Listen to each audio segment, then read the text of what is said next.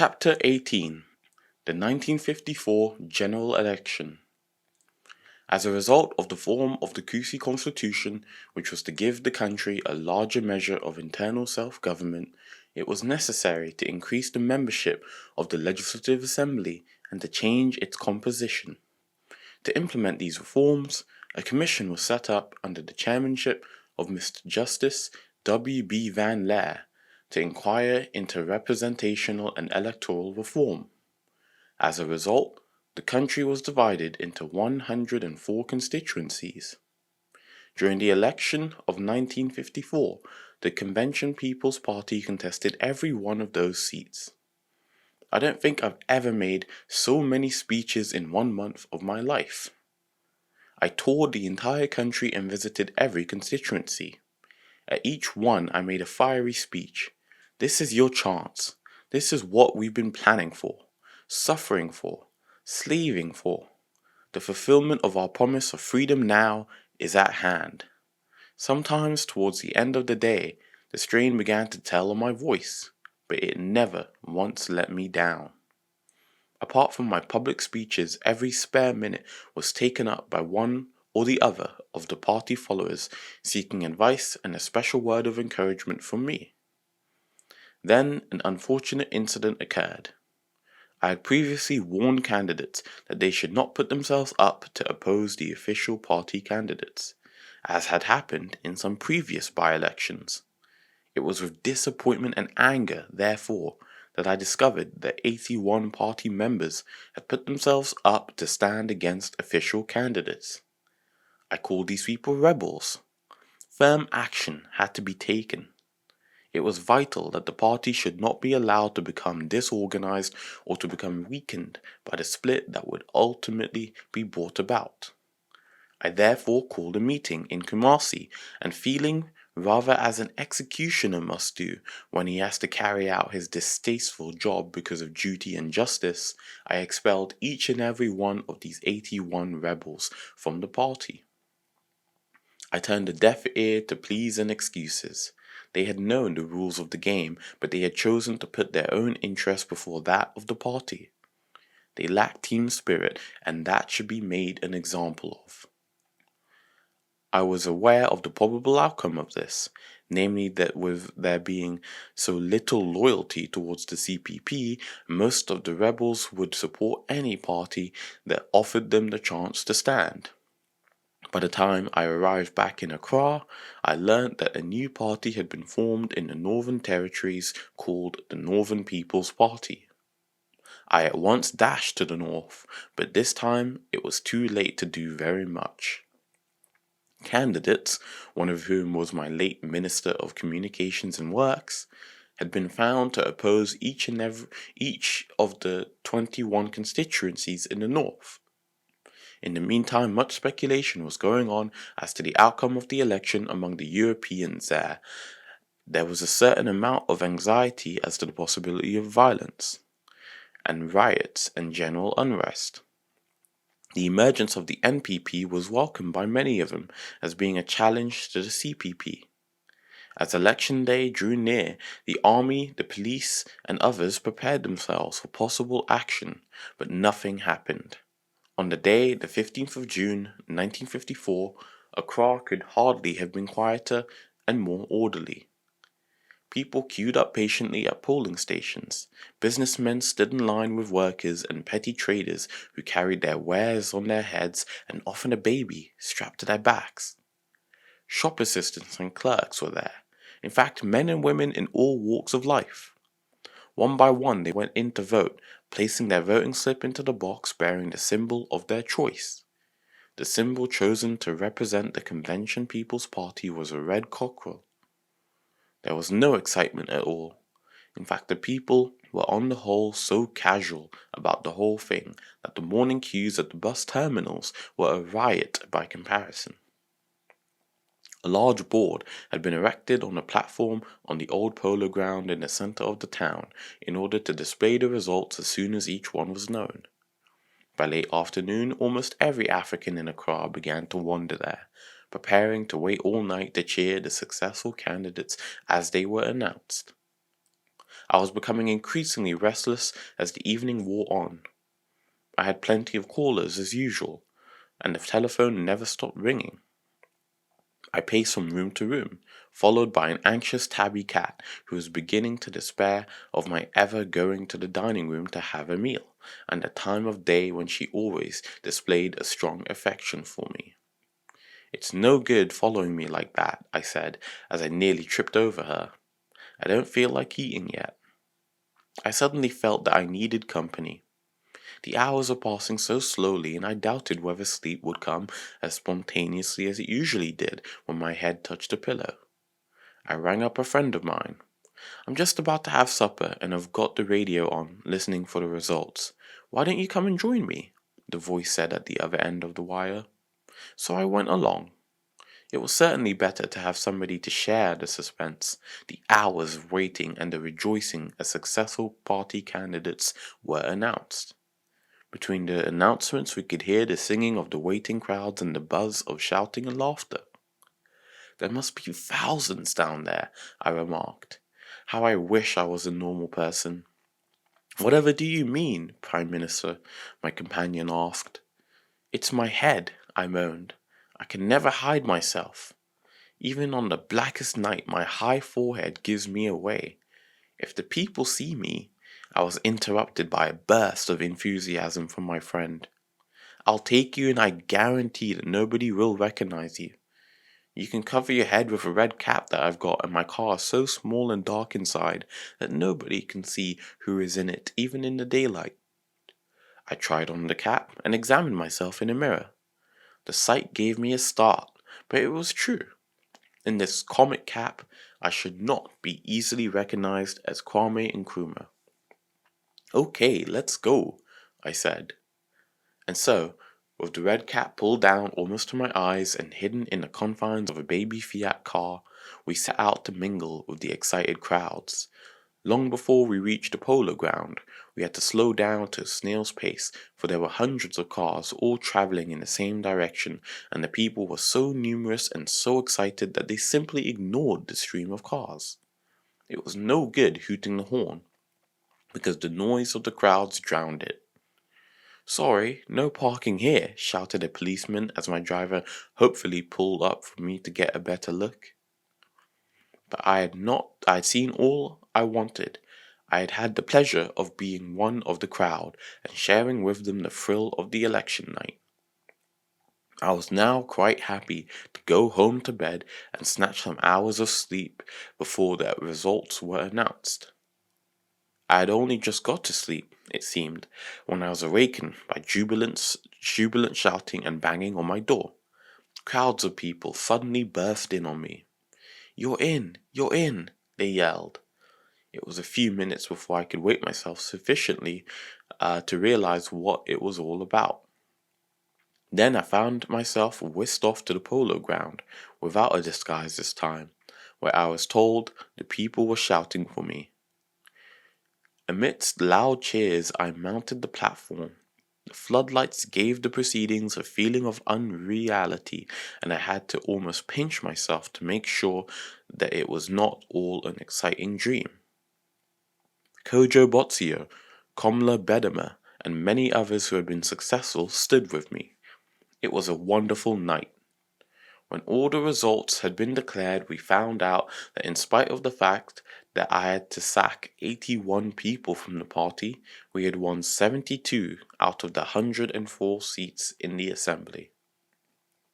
And in spite of the emergence of the NPP at the 11th hour, we managed to win 9 of the 21 seats in the Northern Territories. On the following day, the governor sent for me and asked me as leader of the majority party in the new assembly to form a government. I compared this meeting with the first time that I visited the governor after the previous election in 1951, then as leader of government business, now as prime minister. We both knew much more about each other. We had both had pretty hectic storms to weather, but we had managed, each in our different way, to strive. The ministers that I nominated this time were all party members, with the exception of Mr. Asafu Ajay, and were as follows: Kojo Botsio as Minister of State without portfolio, K.A. Bedema as Minister of Finance, I. Igala as Minister of Health, J.H. Alassani as Minister of Education, A. Casey Hayford as Minister of the Interior, A.E.A. Ofori Atta as Minister of Communications, Akara Jai as Minister of Trade and Labour, N.A. Welbeck as Minister of Works, J.E. Jantua as Minister of Agriculture, E.O. Asafu Njai as Minister of Local Government. On the 28th of July, all members were sworn in at the new Legislative Assembly and the Speaker, Sir Emmanuel Quist, was re-elected. On the following day, the Assembly was ceremoniously opened by His Excellency the Governor. The House was packed to capacity and presented a most colourful scene, as all members were wearing national dress. As we waited inside the house, we heard a fanfare of trumpets outside, and then the voice of the governor's aide-de-camp announcing His Excellency's entry.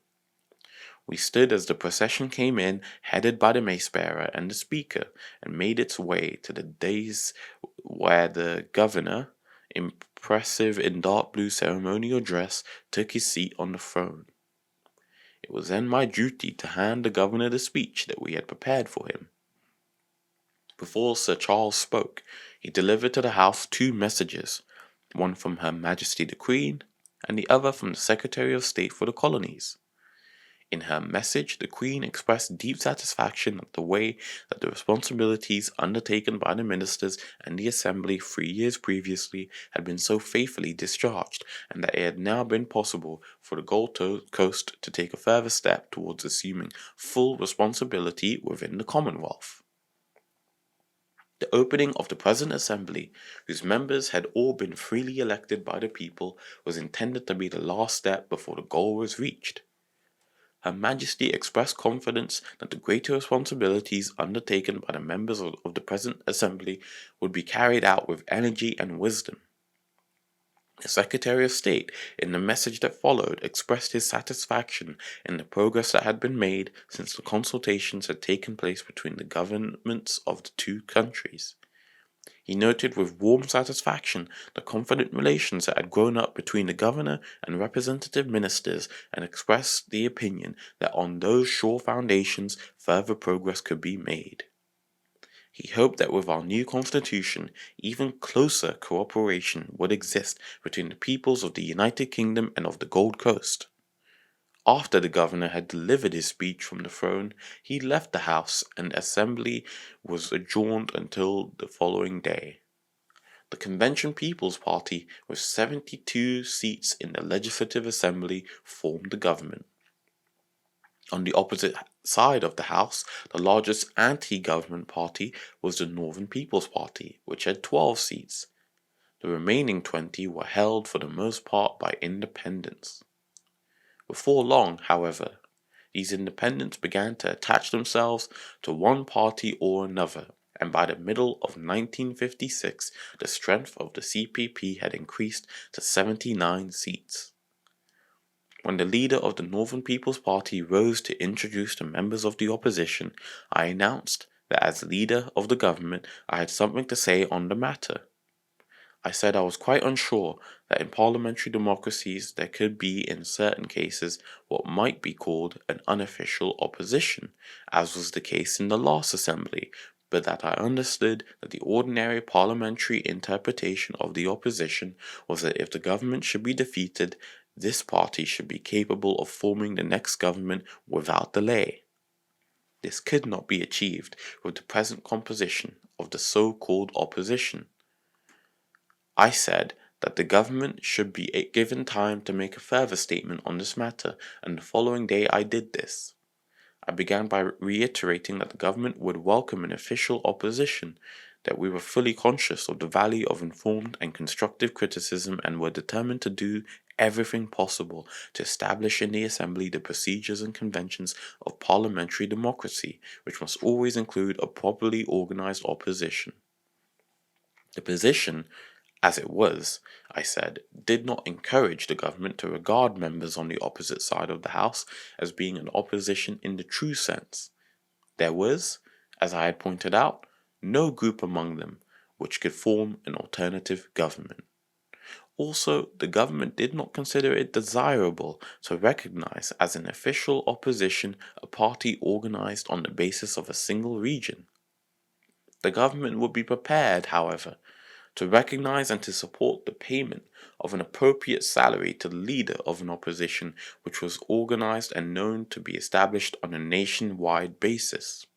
Until such an organization emerged, the government regretted that it could do no more than regard the members on the opposite side of the House as being an unofficial opposition, an unofficial body of critics of the government, and to accord to them recognition similar to that granted to the opposition during the early stages of the present government.